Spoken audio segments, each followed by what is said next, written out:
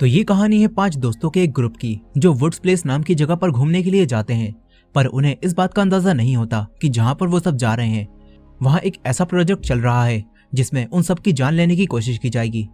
इस कहानी में हम देखेंगे कि उन सब के साथ क्या होता है, क्या वो सब अपनी जान बचाकर वहां से बाहर निकल पाएंगे या मारे जाएंगे। चलिए देखते हैं इस कहानी में। तो मूवी की शुरुआत 2 साइंटिस्ट से होती है जो एक बड़ी सी लैब में थे और अपने प्रोजेक्ट के बारे में बात कर रहे थे। वो बोलते हैं कि ये प्रोजेक्ट पूरी दुनिया कर रही है लेकिन सभी लोग इसमें फेल हो रहे हैं और अब बस ये प्रोजेक्ट हम और जापान ही कर सकते हैं। तभी अगले ही सीन में हम डैना को उसकी फ्रेंड जूल्स के साथ देखते हैं जो अपने बालों पर कलर करके डैना को दिखा रही थी। तभी जूल्स का बॉयफ्रेंड कर्ट यहाँ आ जाता है। वो अपने दोस्त हॉल्डिन को डैना से मिलवाता है। तभी उनका एक और दोस्त जिसका नाम मार्टी होता है वो यहाँ आता है। मार्टी को स्मोक करते हुए देखकर सभी लोग उसे ऐसा करने से मना करते हैं। फिर ये पांचों बस में बैठकर वुड्स प्लेस नाम की जगह पर जाने लगते हैं जहाँ पर कर्ट के कजन का एक कैबिन बना हुआ है। लेकिन तभी हम देखते हैं कि डैना की छत से कोई इन सब पर नजर रख रहा है। वो किसी से कहता है कि वो सब लोग यहाँ से निकल चुके हैं। वहीं दूसरी तरफ हम उन्हीं दोनों साइंटिस्ट को देखते हैं जो किसी को अपनी लैब से टारगेट कर रहे होते हैं। इधर वो पांचों दोस्त एक पेट्रोल पंप पर रुकते हैं लेकिन ये पेट्रोल पंप बहुत ही सुनसान होता है। ये सब लोग पेट्रोल पंप के मालिक को ढूंढने लगते हैं। तभी उसका मालिक इनके सामने आता है लेकिन वो आदमी इन्हें पेट्रोल देने से मना कर देता है और सबसे बदतमीजी से बात करता है। कर्ट उससे वुड प्लेस का पता पूछता है पर वो इन्हें कुछ भी नहीं बताता और वहां से जाने के लिए कहता है। ये सब लोग यहाँ से चले जाते हैं मगर थोड़ी ही आगे जाने के बाद उनके रास्ते में एक टनल आता है। वो लोग टनल से आगे जाने लगते हैं लेकिन इस टनल के दूसरी तरफ एक अदृश्य दीवार बनी होती है जिससे एक चिल टकराकर वहीं मर जाती है। इधर ये पांचों दोस्त इस बात से बेखबर उस केबिन के पास पहुंच जाते हैं। वो केबिन दिखने में काफी अजीब होता है। सभी लोग अंदर आकर उसे देखने लगते हैं और अपने अपने रूम में चले जाते हैं। लेकिन हॉल्डन जब अपने कमरे में जाता है तो उसे वहां पर एक अजीब सी पेंटिंग लगी हुई दिखती है जिसमें एक जानवर को मारने की तस्वीर बनी होती है। वो पेंटिंग हॉल्डन को पसंद नहीं आती और हॉल्डन उसे उतार देता है। लेकिन तभी उसके पीछे वो एक ग्लास को देखता है जिससे वो डैना के कमरे में देख पा रहा था, पर डैना उसे नहीं देख पाती और मिरर के सामने आकर अपने कपड़े उतारने लगती है। तभी हॉल्डन उसे ऐसा करने से रोक देता है। हॉल्डन सबको ये बताता है और ये देखकर सभी लोग हैरान हो जाते हैं कि ये किस तरह का कैबिन है। खैर इसके बाद हॉल्डन और डैना आपस में कमरा चेंज कर लेते हैं जिससे डैना उस कमरे में आ जाती है और उस पेंटिंग को वापस वहीं लगा देती है। लेकिन डैना को भी ये पेंटिंग पसंद नहीं आती और डैना उस पेंटिंग को एक कपड़े से ढक देती है। मगर तभी हम देखते हैं कि इन सभी के रूम्स में हिडन कैमरों से वो दोनों साइंटिस्ट इन सब पर नजर रख रहे हैं। अब तभी एक साइंटिस्ट के पास उसी पेट्रोल पंप के मालिक का फोन आता है जो इन्हें बताता है कि मैंने उन सभी लोगों को पेट्रोल नहीं दिया और आगे भेज दिया है, अब तुम उन्हें खत्म कर सकते हो। इसके बाद वो कॉल काट देता है। वहीं दूसरी तरफ वो पांचों लोग एक लेक में स्विमिंग करने लगते हैं। इधर ये सारे साइंटिस्ट आपस में बेट लगाने लगते हैं जिसके बाद वहाँ एक सिक्योरिटी गार्ड आकर उनसे पूछता है कि तुम ये सब क्यों कर रहे हो। तो एक साइंटिस्ट उससे बोलता है कि ये सब तो हम बस अपने मजे के लिए कर रहे हैं। अब सभी साइंटिस्ट पार्टी करने लगते हैं। वहीं दूसरी तरफ वो सब दोस्त भी अब पार्टी करने लगते हैं और ट्रुथ और डेयर गेम खेलते हैं। मार्टी जूल्स को डेयर देता है कि वो वहां लगे एक भेड़िए के पुतले को किस करे, जिसके बाद जूल्स उस पुतले को किस करने लगती है और डेयर को कंप्लीट कर लेती है। तभी अचानक से वहां पर बने बेसमेंट का दरवाजा खुल जाता है जिसके बाद जूल्स डैना को अंदर जाने का डेयर देती है। डैना उसके अंदर जाती है। वहां पर उसे बहुत सारा पुराना सामान रखा हुआ दिखता है। तभी उसकी नजर एक तस्वीर पर पड़ती है जिसे देखकर वो चिल्लाने लगती है। उसकी चीखों की आवाज सुनकर उसके सारे दोस्त भी वहां आ जाते हैं लेकिन वो देखते हैं कि डैना तो बस डर गई थी। फिर ये सब लोग भी वहां पर रखे सामान को देखने लगते हैं। यहाँ पर इन्हें कुछ अजीब सी चीजें भी मिलती हैं। वो सब उन्हें देख रहे थे मगर मार्टी को अब डर लगने लगता है। वो सबसे ऊपर चलने के लिए कहता है मगर कोई भी उसकी बात नहीं सुनता। तभी डैना को एक किताब मिलती है जिसमें एना नाम की एक लड़की ने अपनी जिंदगी के बारे में लिख रखा था। डैना उसे पढ़ती है और उस डायरी में एना ने लिखा था कि उसके डैड ने किस तरह उसकी मॉम को मार दिया और उसका एक हाथ काट दिया और अगर कोई भी यहाँ पर लिखे मंत्र को पढ़ेगा तो मेरा पूरा परिवार वापस से जिंदा हो जाएगा। ये सुनकर मार्टी उसे कहता है कि उसे मत पढ़ना, पर बाकी सबको इस बात पर बिल्कुल भी यकीन नहीं होता और डैना उस मंत्र को पढ़ देती है जिसके बाद हम देखते हैं कि एना का पूरा परिवार ज़ॉम्बीज बनकर दोबारा से जिंदा हो गया है और अब ये तीनों ज़ॉम्बी इन सभी दोस्तों को मारने के लिए इनकी तरफ आने लगते हैं। वहीं दूसरी तरफ एक साइंटिस्ट वो बेट जीत गया होता है क्योंकि उसने ज़ॉम्बीज पर ही पैसे लगाए थे।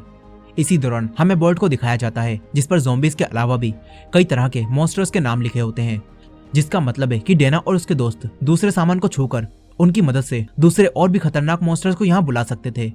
खैर यहीं हम साइंटिस्ट के कंप्यूटर पर जापान का प्रोजेक्ट भी चलता हुआ देखते हैं जिसमें दिखाया जा रहा था कि एक लड़की का घोस्ट बच्चों के स्कूल की क्लास में बच्चों को डरा रहा है। इधर रात में डैना के पास मार्टी आता है और उससे बोलता है कि मुझे यहाँ ठीक नहीं लग रहा, लेकिन डैना उसे सो जाने के लिए कहती है।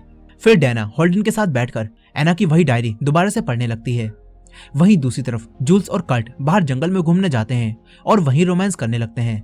जूल्स कार्ट से घर चलने के लिए कहती है, पर तभी वो साइंटिस्ट वहां एक गैस छोड़ देता है, जिससे कार्ट और जूल्स दोनों का मन बदल जाता है और वो दोनों वहीं रोमांस करने लगते हैं। मगर तभी हम देखते हैं कि वो ज़ॉम्बीज जो जिंदा हो गए थे वो दोनों यहाँ पर आते हैं और इन पर हमला कर देते हैं। एक ज़ॉम्बी जूल्स को मार देता है। इसके बाद हम उसी साइंटिस्ट को देखते हैं जो एक लीवर खींचता है, जिससे जूल्स का खून दीवार पर बनी एक शरीर की आउटलाइन को भरने लगता है। वहीं दूसरी तरफ मार्टी एक बुक पढ़ रहा था। तभी उसे किसी की आवाजें सुनाई देने लगती हैं, जिसे सुनकर वो काफी डर जाता है और बाहर आता है। मार्टी आसमान को देखने लगता है, लेकिन उसे देखकर उसे काफी अजीब महसूस होता है। तभी वहां पर कर्ट ज़ॉम्बी से बचकर भागता हुआ आता है और मार्टी को भी एना के ज़ॉम्बी से बचा लेता है। मार्टी इन ज़ॉम्बीज को देखकर डर जाता है और ये दोनों घर के अंदर आते हैं और तुरंत ही दरवाजा बंद कर देते हैं। डैना कर्ट के ऊपर लगे खून को देखकर उससे पूछती है कि तुम्हारे साथ क्या हुआ और जूल्स कहाँ पर है। कर्ट कहता है कि जूल्स अब नहीं रही और हमें यहाँ से भागना होगा, लेकिन डैना जूल्स को लाने के लिए दरवाजा खोलने लगती है। मार्टी उसे ऐसा करने से मना करता है, पर डैना दरवाजा खोल देती है। तभी बाहर इन्हें एक ज़ॉम्बी खड़ा हुआ दिखता है, जिसके हाथ में जूल्स का कटा हुआ सर था। वो ज़ॉम्बी जूल्स के कटे हुए सर को डैना की तरफ फेंकता है। डैना ये सब देखकर डर जाती है। तभी वो ज़ॉम्बी भी अंदर आने लगता है, लेकिन ये सब लोग मिलकर दरवाजे को किसी तरह बंद कर देते हैं। जिसके बाद कर्ट सबसे कहता है कि हमें साथ में ही रहना होगा। कर्ट की ये बात सुनकर वहां बैठा एक साइंटिस्ट एक गैस को कर्ट के ऊपर डाल देता है, जिसे सूंघने के बाद कर्ट सबसे अलग अलग जाने के लिए बोलता है और सभी लोग अपने अपने रूम में भाग जाते हैं। तभी वो साइंटिस्ट इनके रूम के दरवाजों को लॉक कर देते हैं, लेकिन यहाँ मार्टी जैसे ही अपने रूम की खिड़की को बंद करने लगता है तो तभी उसे वहां रखा लैंप गिरकर टूट जाता है और मार्टी की नजर एक कैमरे पर जाती है, जिसे देखकर वो समझ जाता है कि ये सब कोई हमारे साथ जानबूझकर कर रहा है। लेकिन वो किसी को ये बात बता पाता इससे पहले ही एक ज़ॉम्बी आकर उस पर हमला कर देता है। वो खिड़की को तोड़कर मार्टी को बाहर खींच लेता है। मार्टी उस पर हमला करता है और बचकर भागता है, मगर ज़ॉम्बी उस पर हमला करके उसे जख्मी कर देता है। मार्टी वहीं गिर जाता है। इसके बाद वो ज़ॉम्बी मार्टी को खींचकर एक गड्ढे में ले जाता है। फिर उन्हीं साइंटिस्ट में से एक साइंटिस्ट एक और लीवर खींचता है, लेकिन इस बार उसके ऐसा करने से वहां बहुत तेज भूकंप आने लगता है और एक और शरीर की आउटलाइन खून से भरने लगती है।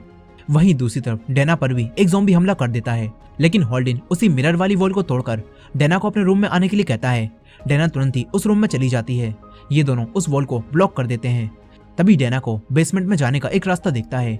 वो दोनों तुरंत ही बेसमेंट में चले जाते हैं, लेकिन तभी वहां पर एक ज़ॉम्बी आ जाता है जो होल्डन पर हमला करके उसे ऊपर खींचने लगता है।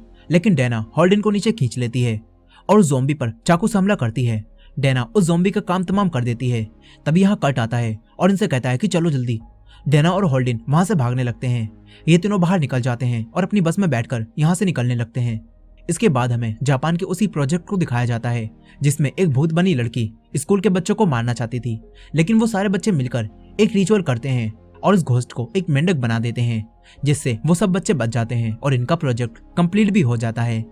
लेकिन वही साइंटिस्ट जब ये देखते हैं तो उन्हें काफी गुस्सा आने लगता है। फिर उन्हें पता चलता है कि बस अब उनका ही प्रोजेक्ट बचा है। ये लोग दोबारा से डैना, होल्डन और कर्ट पर नजर रखने लगते हैं। इधर ये तीनों अपनी गाड़ी से भाग रहे थे। वो लोग टनल से यहाँ से निकलने वाले थे, लेकिन ये साइंटिस्ट उनके वापस जाने के इकलौते रास्ते यानी उस टनल को तबाह कर देते हैं। फिर ये तीनों गाड़ी से बाहर आकर दूसरे रास्ते को देखने लगते हैं, लेकिन दोनों रास्ते के बीच एक खाई थी और वहां तक पहुंचने के लिए इन्हें एक रस्सी की जरूरत थी, जो कि इनके पास नहीं थी। मगर ये सब देखकर कर्ट को एक आइडिया आता है। कर्ट डैना से बोलता है कि मैं बाइक को जंप कराकर वहां जा सकता हूँ और फिर वापस जाकर मैं तुम्हारे लिए मदद ला सकता हूँ। जिसके बाद कर्ट अपनी बाइक को लेकर वहां से जंप कराने लगता है, लेकिन जैसे ही वो जंप कराता है तो तभी वो उसी अदृश्य दीवार से टकरा जाता है और नीचे गिरकर मर जाता है। होल्डन और डैना ये देखकर हैरान रह जाते हैं। खैर अब यहाँ होल्डन और डैना ही जिंदा बचते हैं। इधर साइंटिस्ट एक और लीवर खींचता है, जिससे खून एक और बॉडी के आउटलाइन को भरने लगता है। इधर ये दोनों घर जाने का कोई और दूसरा रास्ता ढूंढते हैं। तभी इन दोनों पर एक और ज़ॉम्बी हमला कर देता है। वो ज़ॉम्बी होल्डन को मार देता है और फिर उनकी गाड़ी पानी में गिर जाती है। डैना किसी तरह गाड़ी से बाहर निकलकर ऊपर आ जाती है। डैना को अकेला जिंदा देखकर सारे साइंटिस्ट अब पार्टी करने लगते हैं।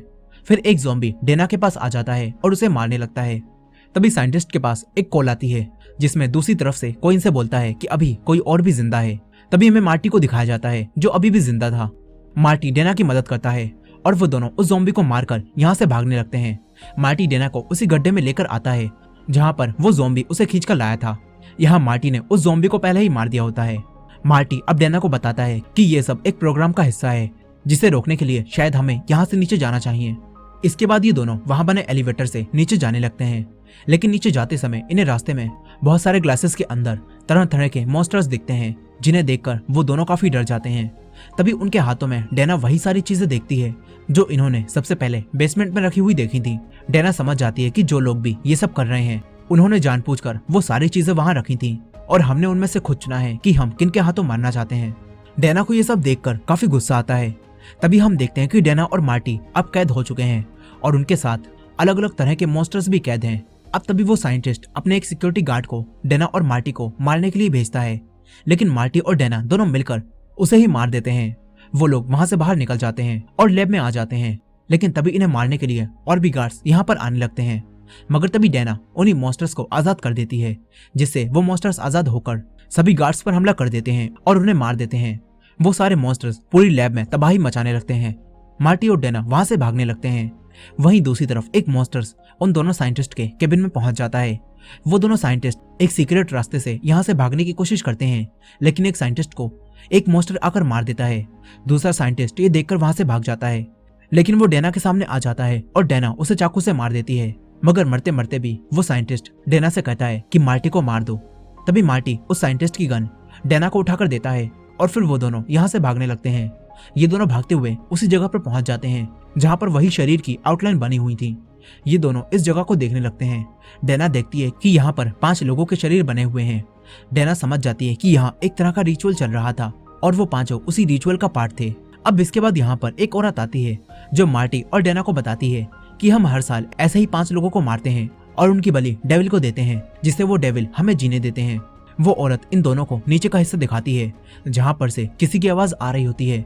वो औरत बोलती है कि इस रिचुअल में 4 लोगों का मरना तय होता है और हमेशा 5वीं लड़की को किस्मत पर छोड़ दिया जाता है। वो औरत डैना से कहती है कि मार्टी अगर जिंदा रह गया तो वो डेविल जाग जाएंगे और पूरी दुनिया तबाह कर देंगे, इसीलिए तुम्हें मार्टी को मारना होगा। वो औरत डैना से मार्टी को मारने के लिए कहती है। उस औरत की बातों में आकर डैना मार्टी के ऊपर गन पॉइंट कर लेती है, लेकिन तभी वहां पर एक वोल्फ आ जाता है और वो डैना पर हमला कर देता है। तभी मार्टी गन उठाता है और वोल्फ को शूट करता है, जिससे वो वोल्फ वहां से भाग जाता है। मगर अब वो औरत मार्टी को मारने के लिए उस पर हमला कर देती है। मार्टी और उस औरत के बीच यहाँ फाइट होने लगती है, लेकिन तभी वहां ज़ॉम्बी बनी एना आ जाती है। एना को देखकर डैना मार्टी को ये सब बताती है और मार्टी अपने आप को बचा लेता है। इसके बाद ज़ॉम्बी बनी एना उस औरत को मार देती है। तभी मार्टी उन दोनों को वहां से नीचे फेंक देता है। फिर मार्टी और डैना को लगता है कि उन दोनों की जान बच गई है, इसलिए वो दोनों चैन की सांस लेते हैं और स्मोक करने लगते हैं। लेकिन तभी ये पूरी जगह जोर जोर से हिलने लगती है और जमीन के अंदर से एक बहुत बड़ा हाथ बाहर आता है और इसी एंडिंग के साथ ये कहानी यहीं खत्म हो जाती है। दोस्तों, ये थी इस मूवी की फुल स्टोरी। आई होप कि आपको ये स्टोरी पसंद आई होगी। वीडियो पसंद आई हो तो वीडियो को लाइक करना मत भूलेगा और हमारे चैनल पर नए हैं तो हमारे चैनल वॉच मिस्ट्रीज हिंदी को सब्सक्राइब कर लीजिए। मिलते हैं नेक्स्ट वीडियो में।